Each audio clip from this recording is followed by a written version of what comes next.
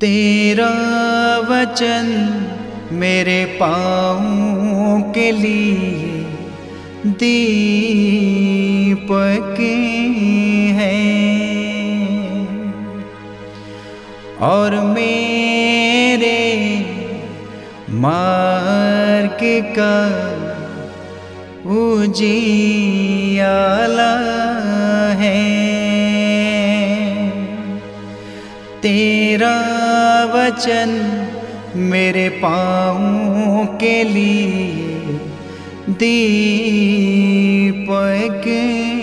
है।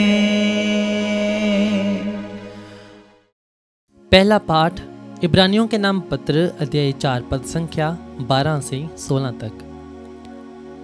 ईश्वर का वचन जीवंत, सशक्त और किसी भी दूधारी तलवार से तेज है। वह हमारी आत्मा के अंतरतम तक पहुंच जाता है और हमारे मन के भावों तथा विचारों को प्रकट करता है। ईश्वर से कुछ भी छिपा हुआ नहीं है। उसकी आंखों के सामने सब कुछ निरावरण और खुला है। उसी को हमें लेखा देना पड़ेगा।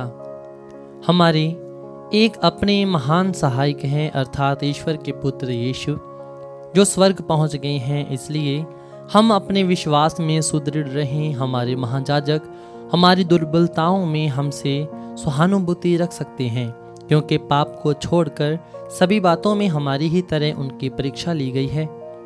इसलिए हम भरोसे के साथ अनुग्रह के सिंहासन के पास जाएं, जिससे हमें दया मिले और हम वह कृपा प्राप्त करें जो हमारी आवश्यकताओं में हमारी सहायता करेगी।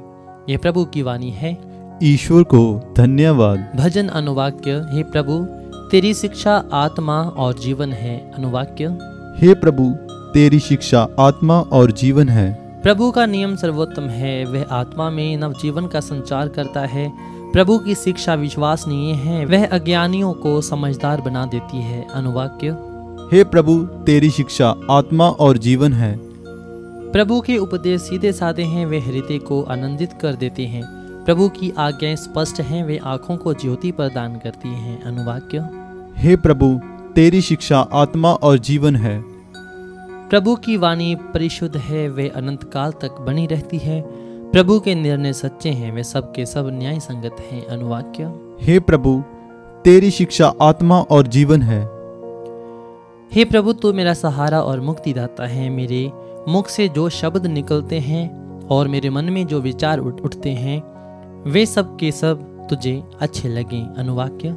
हे प्रभु, तेरी शिक्षा आत्मा और जीवन है। जय घोष हालेलुया। अनुवाक्य। हालेलुया। प्रभु ने मुझे दरिद्रों को सुसमाचार सुनाने और बंदियों को मुक्ति का संदेश देने भेजा है। अनुवाक्य। हालेलुया। संत मार्कुस रचित पवित्र सुसमाचार अध्याय 2 पद संख्या 13 से 17 तक। यीशु फिर निकलकर समुद्र के तट गए।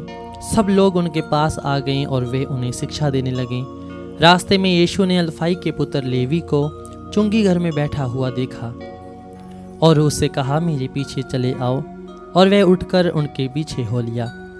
किसी दिन यीशु अपने शिष्यों के साथ लेवी के घर में भोजन पर बैठे। बहुत से नाकेदार और पापी उनके साथ भोजन कर रहे थे, क्योंकि वे बड़ी संख्या में यीशु के अनुयायी बन गए थे।